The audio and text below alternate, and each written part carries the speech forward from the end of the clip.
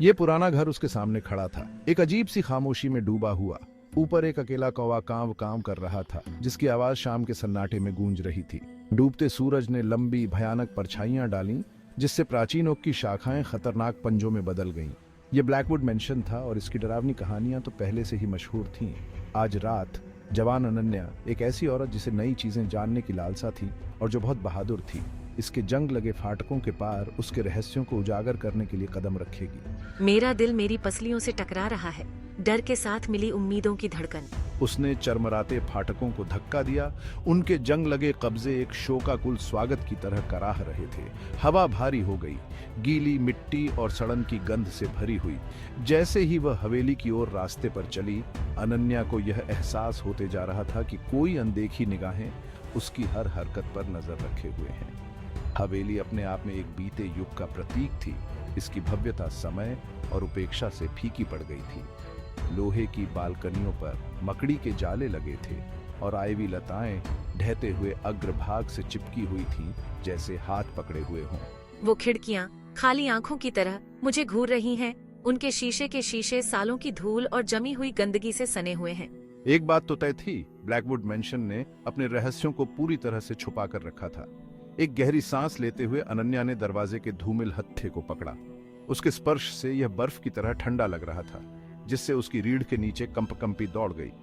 जैसे ही उसने घुंडी घुमाई, अंदर से एक जोरदार आवाज गूंजी, मानो घर खुद ही अपनी सांस रोक रहा हो। दरवाजा खुल गया और अंदर एक ऐसा अंधेरा था जो लगभग ठोस लग रहा था। दृढ़ संकल्प के साथ अनन्या ने अंदर कदम रखा। अंदर की हवा बांसी और भारी थी। धूल और सड़ांध की गंध से भरी हुई थी। हर तरफ मकड़ी के जाले लगे हुए थे और बस डूबते सूरज की कुछ किरणें ही अंदर आ रही थीं, जो खिड़कियों से होकर आ रही थीं। मैं कांपती हूँ, अपनी शॉल को अपने कंधों के चारों ओर कसकर लपेटते हुए। सन्नाटा दम घोंटने वाला था। उसकी अपनी सांसों की आवाज के अलावा और कुछ नहीं सुनाई दे रहा था। उसने खुद को एक बड़े हॉल में पाया। इसकी पुरानी भव्यता का अंदाजा ऊंची छतों की फीकी भव्यता और सांचे के जटिल डिजाइनों से ही लगाया जा सकता था, जो अब धूल और मकड़ी के जालों से ढके हुए थे।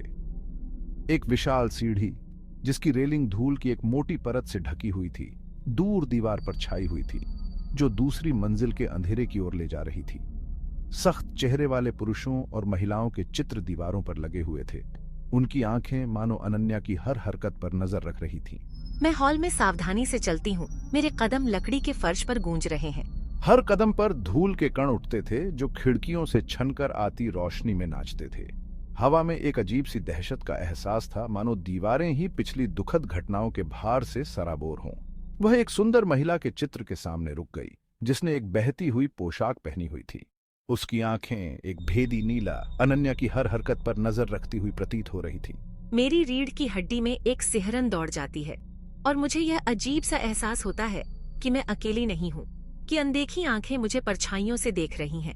वह जल्दी से आगे बढ़ी। उसका दिल उसकी छाती में तेजी से धड़क रहा था। हवेली अपने आप में घूमती और मुड़ती हुई प्रतीत होती थी, अंधेरे गलियारों और धूल भरे कमरों की एक भूल भुलैया। अनन्या हवेली में घूमती रही। उसके कदम सन्नाटे में गूंज रहे थे। उसने दीवारों पर अपनी उंगलियां फेर दी, उसके स्पर्श के नीचे छीलने वाले वॉलपेपर की खुरदरी बनावट को महसूस किया। हर सतह पर धूल की एक मोटी परत जमी हुई थी, जो सालों की उपेक्षा का प्रमाण थी। वो हल्की सी आवाज क्या है? फुसफुसाती आवाजों की तरह दीवारों से ही आ रही है। यह एक धीमी बड़बड़ाती हुई आवाज थी, जो मुश्किल से उसकी अपनी सांसों से ऊपर सुनाई दे रही थी। वह रुक गई, अपनी सांस रोककर शब्दों को समझने की कोशिश कर रही थी। फुसफुसाहट तेज होती गई, आवाजें और स्पष्ट होती गई। ऐसा लग रहा था कि वे किसी ऐसी भाषा में बोल रहे हैं जिसे अनन्या नहीं पहचानती थी। उनका लहजा जरूरी और डर से भरा हुआ था। मैं अपने पेट के नीचे एक ठंडक महसूस कर सकती हूँ और मेरे रोंगटे खड़े हो रहे हैं। यह जगह जिंदा लोगों के लिए नहीं है। ठंडी हवा के एक झोंके ने उसके पीछे एक दरवाजा बंद कर दिया। अनन्या घूम गई। उसका दिल गले में आ गया। वह अंधेरे में डूब गई थी। डर मुझ पर हावी हो रहा है, लेकिन मैं उसके आगे नहीं झुकती। यह तो बस एक पुराना घर है, हवा और गूंज से भरा हुआ। हर चीज के पीछे एक तार्किक व्याख्या होती है। उसने खुद को आश्वस्त किया, लेकिन फुसफुसाती दीवारें कुछ और ही कहानी कह रही थीं। अनन्या अंधेरे में ठोकर मारती रही। उसके हाथ फैले हुए थे, जब तक कि उसे एक दीवार नहीं मिली और वह उसके साथ साथ चलने लगी। वह अपना लालटेन खोजने के लिए लड़खड़ा गई। उसकी उंगलियां थोड़ी कांप रही थी। एक माचिस जलाकर उसने बाती जलाई और कमरा एक गर्म, टिमटिमाती रोशनी से नहा गया। मैंने खुद को एक ऐसे कमरे में पाया जो एक स्टडी जैसा लग रहा था। दीवारों पर बुक शेल्फ लगी हुई थीं। उनके खंड धूल की एक मोटी परत से ढके हुए थे। कमरे के बीच में एक भारी लकड़ी की मेज रखी थी, जिसकी सतह पर कागजात और अन्य भूली हुई वस्तुएं बिखरी पड़ी थीं।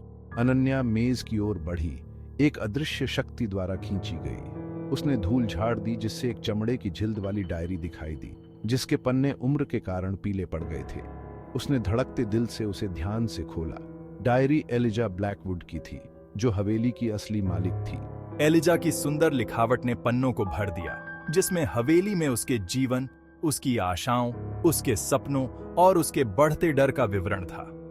एलिजा ने अजीब घटनाओं, अस्पष्टीकृत शोर और ठंडे स्थानों के बारे में लिखा, जो पूरे घर में उसका पीछा करते थे। उसने रात में फुसफुसाहट, उसकी आंखों के कोने में हिलती हुई परछाइयों और डर की बढ़ती भावना की बात की, जो उसके एक समय के खुशहाल घर के हर कोने में व्याप्त थी। अनन्या पढ़ती रही, एलिजा के शब्दों से मोहित होकर इस अजनबी के आतंक का सामना करते हुए उसका अपना डर भूल गई। जैसे ही अनन्या ने डायरी में गहराई से देखा, उसे एक खौफनाक प्रविष्टि मिली। एलिजा ने एक प्रेमी द्वारा ब्लैकवुड परिवार पर दिए गए श्राप के बारे में लिखा। उसने लिखा, श्राप उसके परिवार की आत्माओं को हवेली से बांध देगा, उन्हें अनंत काल तक फंसाए रखेगा। अनन्या का खून ठंडा हो गया। क्या यही उन अजीबोगरीब घटनाओं का कारण हो सकता है जो उसने अनुभव की थी? क्या वह वास्तव में इस घर में अकेली थी, या वह अनदेखी निगाहों से घिरी हुई थी? अनन्या पढ़ती रही। हर शब्द उसकी रीढ़ की हड्डी में ठंडक की एक नई लहर भेज रहा था। एलिजा की डायरी की प्रविष्टियां और अधिक उन्मत्त होती गईं। उसकी लिखावट अधिक अनिश्चित होती गई, क्योंकि उसने हवेली के भीतर बढ़ते हुए भयावहता का विवरण दिया था। उसने वर्णन किया कि छायादार आकृतियां गलियारों में छिपी हुई हैं, विमुख आवाजें उसका नाम शेपचुश्ची हैं और एक दमनकारी उपस्थिति महसूस कर रही हैं, जो उसे बॉगमैक लग रही थी। एक प्रविष्टि विशेष रूप से बाहर खड़ी थी। एलिजा ने हवेली के भीतर एक छिपे हुए कमरे के बारे में लिखा, एक कमरा जहां से अभिशाप की उत्पत्ति हुई थी। उसका मानना था कि इस कमरे के भीतर अभिशाप को तोड़ने की कुंजी थी, लेकिन वह जो कुछ भी अंदर छिपा था, उसका सामना करने से बहुत डरती थी। पृष्ठ से भय प्रसारित हुआ, मूर्त और शक्तिशाली। अनन्या लगभग एलिजा के आतंक को महसूस कर सकती थी, क्योंकि उसने उन शब्दों को लिखा था। अनन्या ने डायरी बंद कर दी। उसका दिमाग दौड़ रहा था। क्या यह छिपा हुआ कमरा ब्लैकवुड मैंशन के रहस्य को उजागर करने की कुंजी हो सकता है?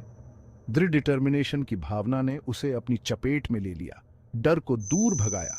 उसे इस कमरे को ढूंढना था, न केवल अपने लिए, बल्कि एलिजा और इन दीवारों के भीतर फंसी हुई आत्माओं के लिए। वह खड़ी हो गई। उसकी निगाहें अव्यवस्थित अध्ययन के ऊपर से बह रही थीं। अगर कोई छिपा हुआ कमरा था, तो उस तक पहुंचने का कोई न कोई रास्ता होना ही चाहिए था।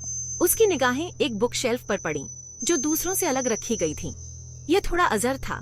इसके पीछे एक संकरा रास्ता दिखाई दे रहा था। मेरा दिल मेरी छाती में जोर से धड़क रहा था। क्या यह हो सकता है? क्या यह छिपे हुए कमरे का प्रवेश द्वार हो सकता है?